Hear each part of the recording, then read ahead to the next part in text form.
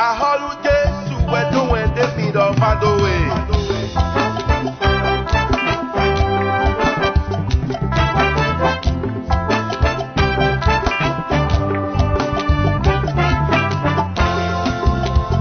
Kegonlam Digital TV dans le Mikudo Sansan.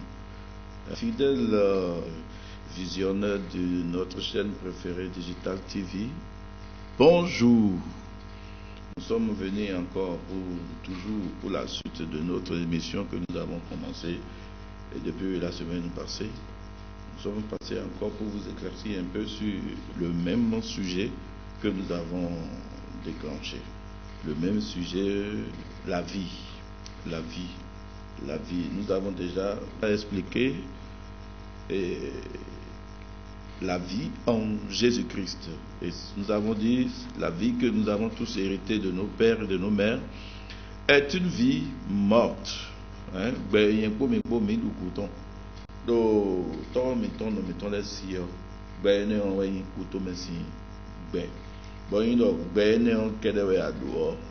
Attends,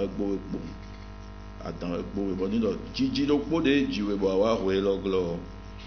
Eya no Gigi do po ge ne onjio no vi na blewe ame. Attends we.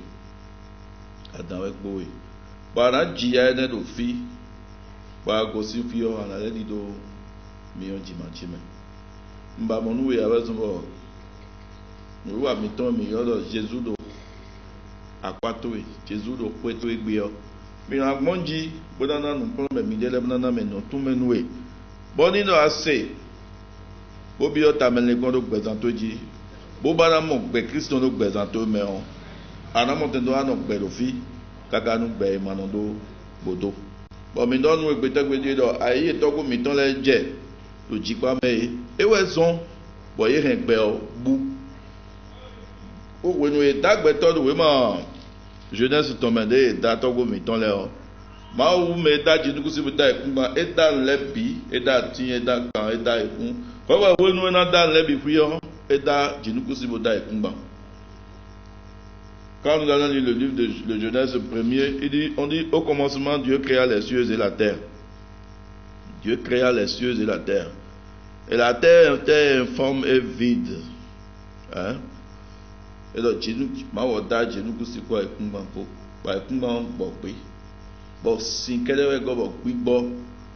l'Esprit de Dieu planait sur les eaux.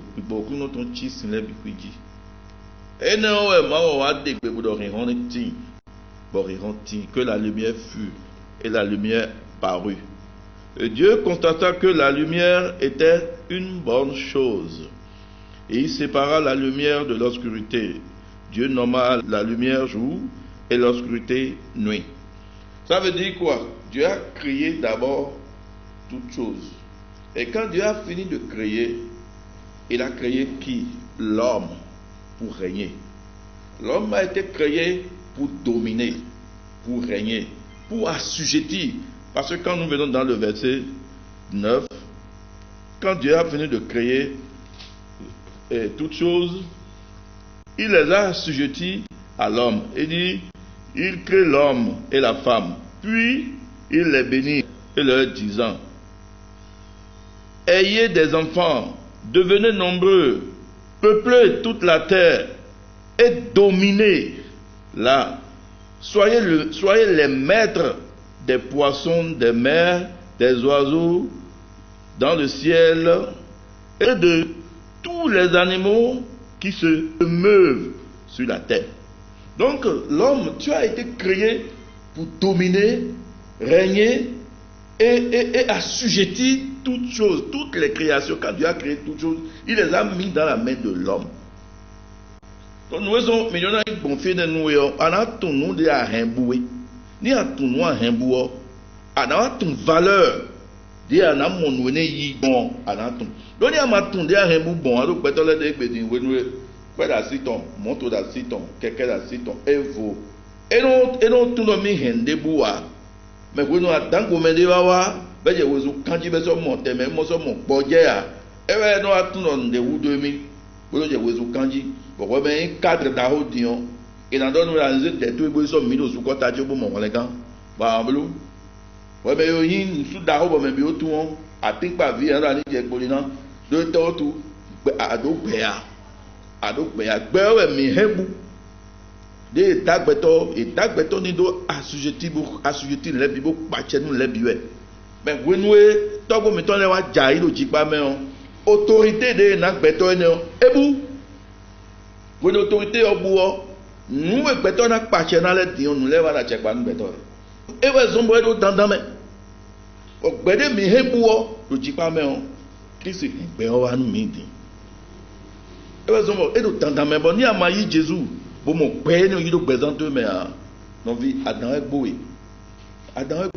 bon adona tek bon adona Jésus nous obligatoire bon nous et jowa we logo fi sunu no ko yon no ko komeni adjosion dans mais adona yi Jésus nous présente mais ni amayi Adam est beau donc et d'autres le gbeto gbe aussi to yeta ye bolo ba pa che nu lebi donc de voulez da gbeto don ma on est à tiers ben dominer le lebi dion à tiers au bout à tiers de tout nous beto une autorité ton bout tu dis pas mais donc dion when we da ije o mi do gbeta gbedi e do nyena zeke magbodo yon no si kuka gbo down po si kuka me bon yon no si kuka na gbedi ta sen down ça veut dire quoi when we susu me à tiers me wa ya tiers si misio ye gbotani on lo a tiers on a le ko anu mais ton attirer donc mi ma oblo peto ni dominer pour régner ouais pour assujetti ouais mais quand Satan est allé dans le jardin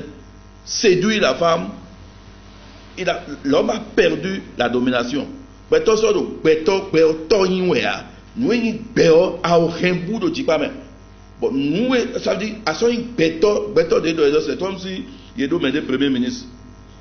Il a des sens important hier. Et mais raison vraiment ça. Et rien dans monsieur le ministre, on met ma sorte de garantie. Ça dit beto hen ko beto ton mec beto in beto nboa. A check beto ton we na level a moyi do Christ ici. Pendant le cigare rayé, bon cigare dominé, bon cigare assujetti. Non bien. Et raison que dion ala mon kandu tout aussi c'est quoi il non nous besoin quand bon nous sacrifice là pour le maman t'endo de mon autorité de tout mais autorité peut-être ton ouais satané pour gozo mais bon nous besoin quand on gozo le canton hier bon nous blood aller ton maman t'endo ouais de mon candu de mon autorité pour quelle fin nous bions dimanche nous sommes avant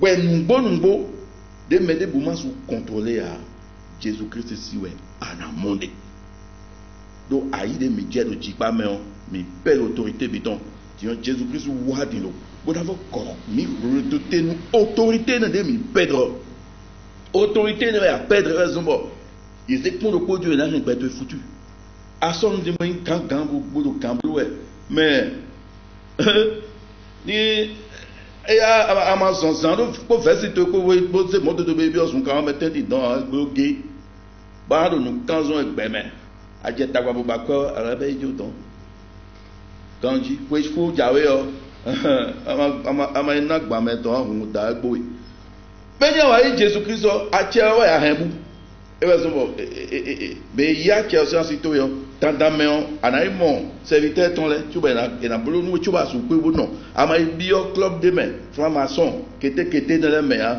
gbede a su pe bo reyin bo san to gbede a donc a che ton bo ja su non mama e golowe asidu kan mi ka wa di mose gbe wa nu e fata Jésus Christ wa ku do tato me bo ke gbe wa nu e di mo ni ayi Jésus o ina le fo ko pe ojo nu e wa na no gbe do fi kaka nu gbe ma do podo nu e na de nu e gbe bo mi na do nu ko ide mi gbe fo no wa ni pourquoi c'est Jésus Christ seul on peut accepter pour avoir cette vie et te we zumbo Jésus Christ o dien we ayi chobo mon père o du na don wo da pa ni we do le mi do ho dion ana o do le ni le bon kan be wo de do bon den kon Jésus dien na mo tata chobo mo gbe ni oyi oui mati me no ponu e nous débouder dado we go fi obo me bro e no se mark ton de e no na directive de bro le na code de c'est-à-dire notice de na do zan no bro mo zan mais on no se deji ma ou de créer beton mo dag beton o ho e do dag be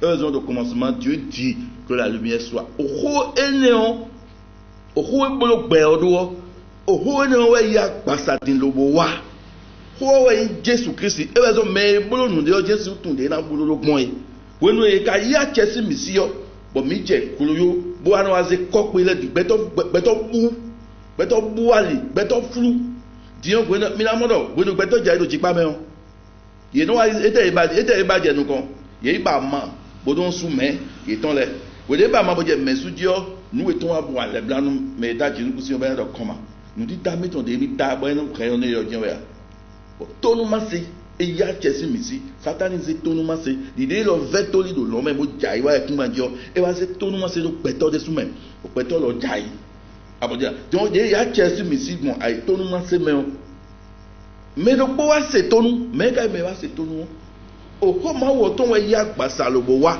e we Jésus Christ o ho e ka do dan le biwi donc e do dan mais bon e je ansuyi bena su bulu peto do do me bulu nde o je no tun nde do bulu nton me dagbeto we tun de dagbeto gbon donc e be so mo nu dagbeto Jesu wa bulu peto do yo da Jésus Christ ho e ko to kokoro po di elidin donc e me ye dan le bi gbon donc e je na su wa le wa bulu le bi do we nu ai tun mo do kawo me o e te we bulu o ho e do bo ri hon we wa bo je le bi daji mo we Jésus Christ a dit quand on va voir we go fio e si pa we do do ji pa me be do ni e na gbidi tan abodia donc Jésus Christ we ye do paton do e gon yon si kun kan me donc on e do ho ma wo ton na ya che e so mo mi se ma Jean 1er do mi au commencement était la parole était Dieu, la parole était avec Dieu, la parole était Dieu, elle était au commencement avec Dieu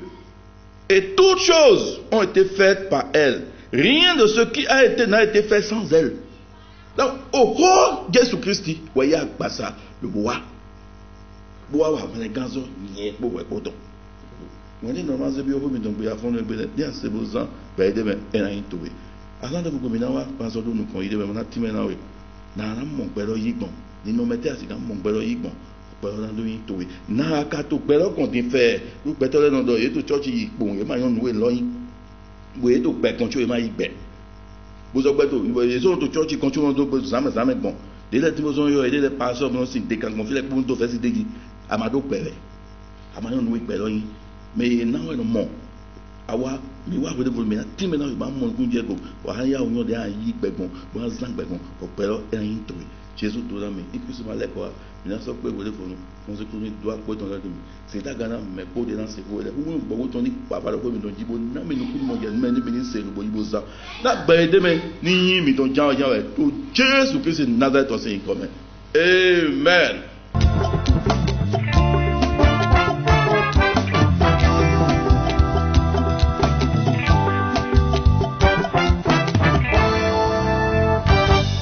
Ibrahim was over level,